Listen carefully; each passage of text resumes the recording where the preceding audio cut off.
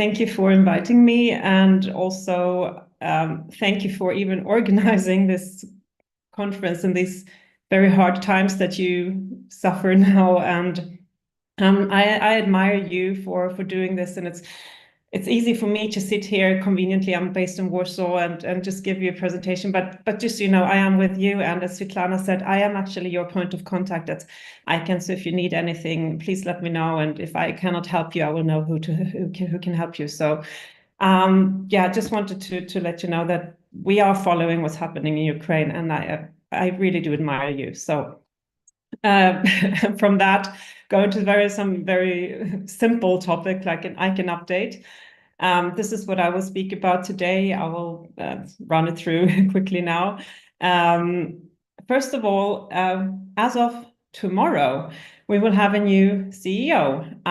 As you might know, ICANN has had an interim CEO for almost 2 years, Sally Costerton, but from tomorrow we have a new one, Kurt Erik Lindqvist, also called Curtis. He comes from the island of Åland.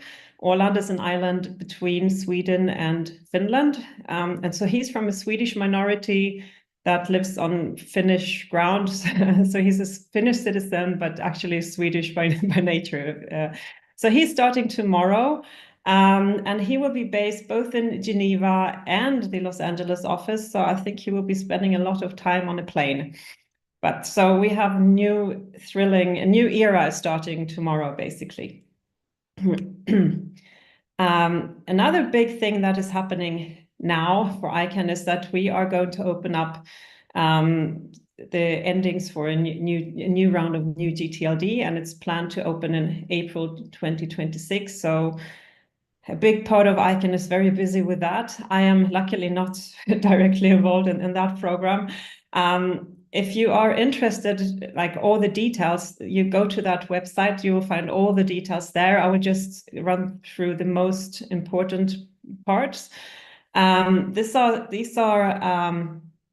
the big projects we are, like this is a timeline for the big projects that are leading up to the opening of this application window in April 2026. So on November 19th, so just about 2 weeks ago, we had the launch of 2 big programs. One is called the RSP evaluation application period, and one is called the ASP application period. So the RSP stands for Registry Service Provider Evaluation Period, and this is everyone who wants to apply for their own top-level domain needs to be technically stable. So they can either do it themselves or they can ask an outside provider to do it for them. But ICANN needs to check that these are actually safe and stable and secure. So there's an application period for these who wants to run that we need to approve. So that application period opened in 19th of November and will close in May next year.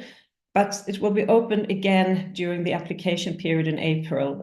So it's a second chance for those who wants to provide technical support to apply then. So that's one of the big processes that we started. Another big process is called the applicant support. The applicant support program. Sorry, I just got lost there. This is because applying for a new GTLD is it's not cheap. The fee that we are envisaging for the next round is $227,000, and that is just to apply. There are other costs coming to that for the technical running and so on and so on. So it's not cheap. It is a cost recovery basis. So it's not that we are earning money on this. It is because we also have a lot of costs when we add these new top-level domains. Anyway, we also want non-governmental organizations, not-for-profit organizations, minority groups, charities and so on to have a chance to have their own top-level domain as well. So we have this applicant support program for these people, and if guaranteed and if qualified, then they can get up to 85% of fee reduction. It's between 75 and 85%. We don't really know yet because it depends on how many will apply. But that's one thing that this program is helping with. Another thing is also we are helping to connect with more experienced new GTLD providers to help you with know-how, so that you don't, if you want to apply for a top-level domain but have no clue how to do it, we will also connect with more experienced people that would provide their help on a pro bono basis. And this will run for a year, so to the 19th of November in 2025. So the application period is, as I said, expected to open in April 2026. And if you are interested in this ASP program, this is a link that you can go to. They will find everything there. You can always ask me as well, but I will probably link you to this page, and or I can also connect you with people that know more. But this is important for those interested in this ASP program. A little bit connected to this new GTLDs is something called universal acceptance, because when we add new GTLDs to the root zone, not all systems understand that this is a valid domain name.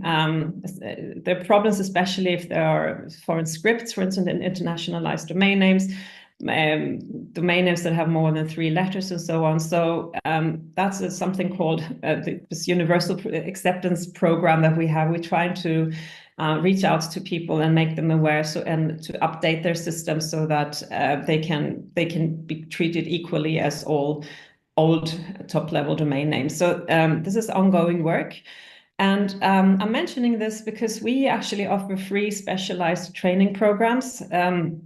On this, for instance, we have a program on email address internationalization or universal acceptance for Java developers. These are 2 separate programs.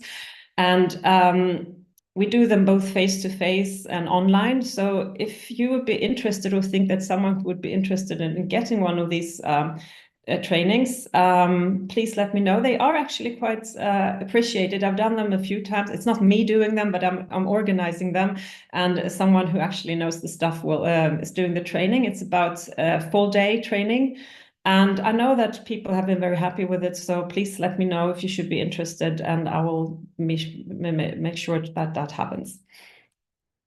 We also have a new measurement platform called Domain Metrica.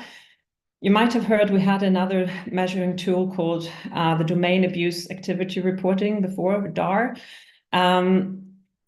This is actually covering a little bit more than DAR, actually a lot more than DAR. So it's an enhanced DAR project. This will include measures about phishing, malware, command and control domains, and we'll also look into spam when it's as a delivery mechanism for other abuse.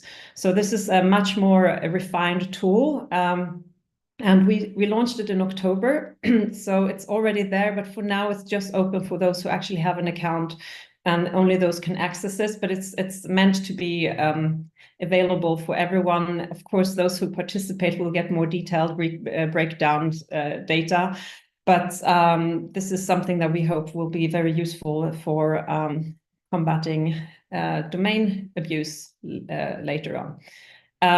It is a dynamic dashboard, which is really easy to understand the statistics of. And we will still run this DAR project in parallel, but after a while it will be phased into this Domain Metrica fully. Since about over a year now, we are running something called the Registration Data Request Service, also RDRS. And this is a platform that we provide for new GTLD registrars, accredited new GTLD registrars, and people who seek information on non-public registration data. So what this platform is doing is really just to help these two to connect, to make it easy and in a standardized way. Because if someone wants to look up for data, they go to the different registrars. Every registrar will have their own form on how to fill in and how to do it and so on. And this is standardizing the form to make it easier for the applicant to request this data. And also easier for the registrar, because the registrar often receives nonsense applications that they still have to go through, but it's not everything is filled in and so on. So this system is meant to make it easier for both sides to connect. But this is just the platform. ICANN is not looking into who requests it, or we are not looking into what is requested, and we certainly do not make decisions on whether the request is valid or not. That happens between the registrar and the requestant. We just provide the tool for the direct to make it easier to request this domain name. And this is again a hope to make it a little bit easier to combat online data abuse, basically. Here's some metrics. So you can see right now we have 91 registrars that are participating. This is a voluntary program, so it's nothing that we are enforcing. Of course, we would like to have many, many more joining. These 91 registrars cover in total 59% of all GTLD domains that are registered worldwide. You can see that only about 23% of the requests that are submitted are actually approved, was 66% are denied. And you can also see that we had over 5,000 requests that resulted in non-participating registrars. So this is why we really, really hope that we would really like to have more. So if you're a ICANN accredited registrar and you are not yet haven't joined this project yet, please look into it. Maybe this is something for you. We'd be really happy to have you there. I can give you some more statistics that you can't see here. So the main group that is requesting this data, it comes from IP holders. It's nearly 30% IP holders. There's a second group called Other, so it's a mix of people. That's about 29%. And on third place, we have law enforcement. It's about 15.5% comes from law enforcement requesting this data. Another big thing for us right now is this so-called WSIS plus 20. And this is the topic that I could speak about very, very long. It's long and big and complex, but trying to break it down in a really easy way is that 20 years ago, about almost 20 years ago, there was this World Summit on Information Society. This is within the UN, where they looked at different things on the internet, amongst others, the multi-stakeholder model, whether the UN should support the way the internet has been run up until today or not. And 20 years ago, they said, yes, let's continue this mandate of the multi-stakeholder model.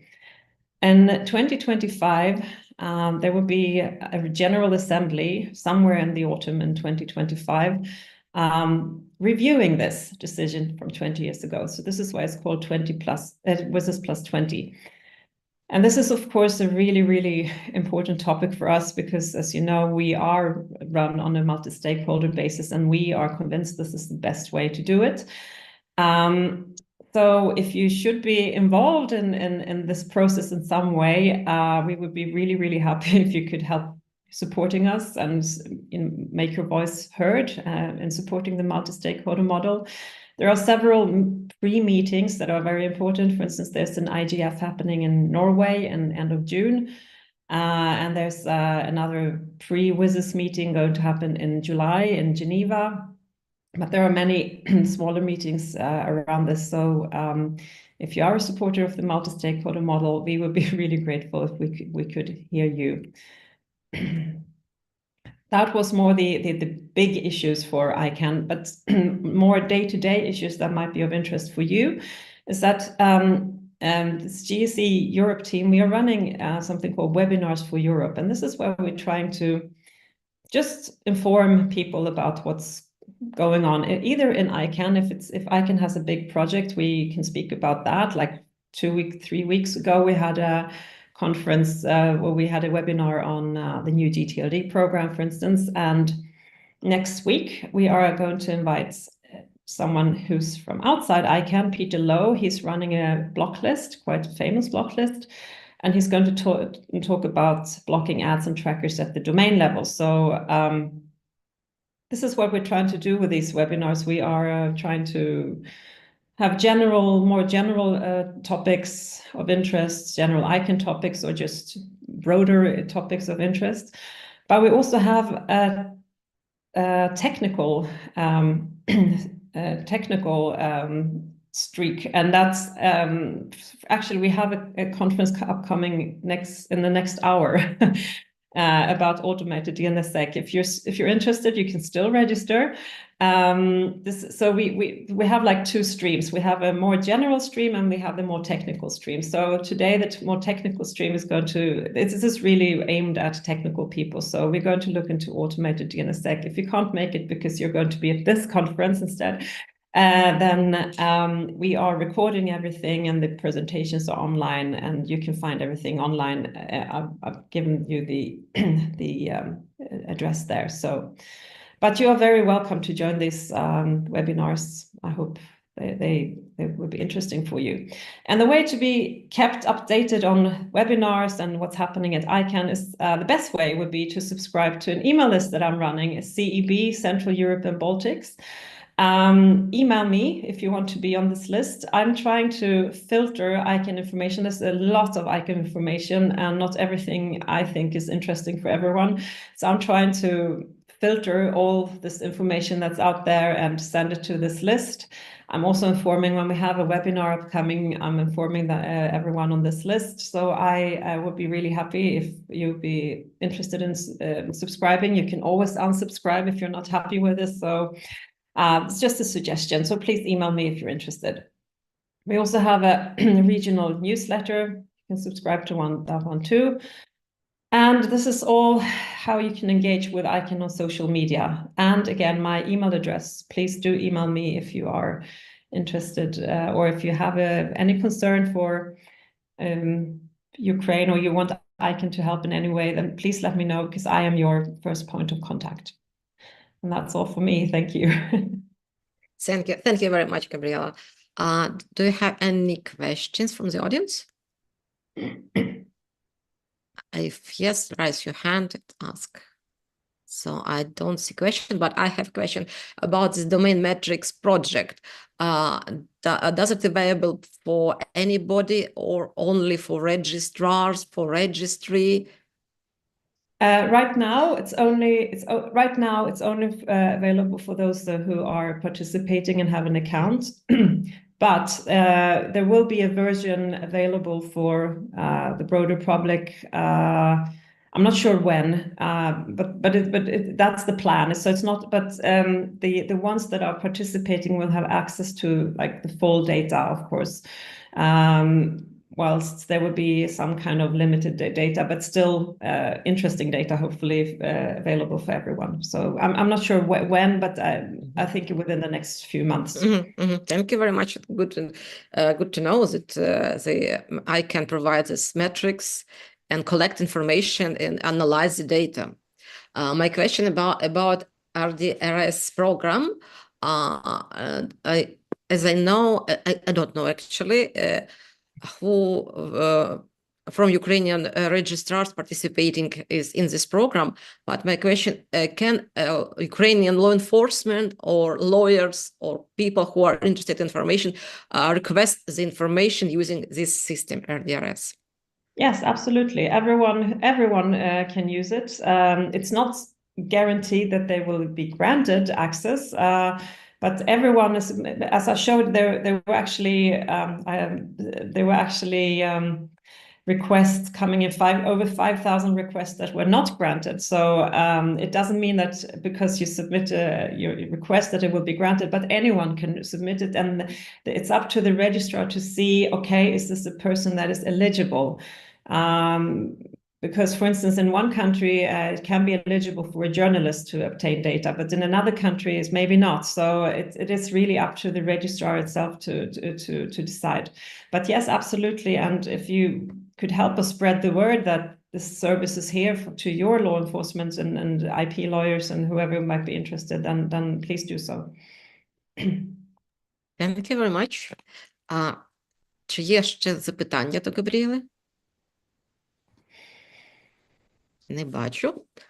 Thank you very much for ICANN Yes. updates. There are a lot of Thank you too. information, even after the recent ICANN meetings, new updates, new projects that rise it almost in 1 month. So thank you for joining us and give this information to us. Thank you very much.